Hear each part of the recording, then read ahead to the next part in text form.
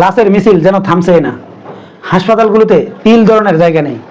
কি হচ্ছে বাংলাদেশে সেটাও এখন বলা সম্ভব নয়। সম্পূর্ণ নেটওয়ার্ক বন্ধ। এই অবস্থায় মনে হচ্ছে বাংলাদেশ যেন দ্বিতীয় ফিলিস্তিন হয়ে গেল। রাজনীতি হওয়া উচিত জনগণের জন্য, রাজনীতি ক্ষমতার জন্য বা ব্যক্তির স্বার্থের জন্য হওয়া উচিত নয়। সাধারণ জনগণ আসলে কি করবে? নিরাপত্তাটা কোথায় মানুষদের?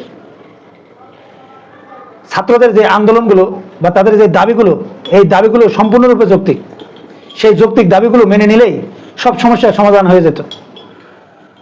একদিকে ছাত্রদের দাবি মেনে নিয়েছে বলছে, অন্যদিকে আবার ছাত্রদেরকে গ্রেপ্তার করছে। তাহলে ছাত্ররা বিশ্বাস করবে কাকে? কিসের ভিত্তিতে বিশ্বাস করবে? এই পরিস্থিতির জন্য আসলে দায়ী কারা? আমরা সাধারণ জনগণ আসলে কোথায় যাব?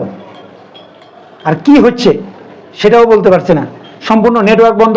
আমাদের দৈনন্দিন যারা আমরা প্রতিদিন রোজগার করে সংসার চালাই, তারাও ঘর থেকে বেরোতে পারছে না। আসলে কি হচ্ছে দেশে? দেশটা কি আসলে দ্বিতীয় ফিলিস্তিন হয়ে গেল?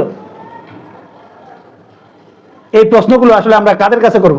কার কাছে করব? কোথায় আমরা আসলে এর বিচারগুলো পাবো? আল্লাহ আমাদের প্রত্যেককে, এই বাংলাদেশকে এরকম জুলুমের হাত থেকে রক্ষা করুক।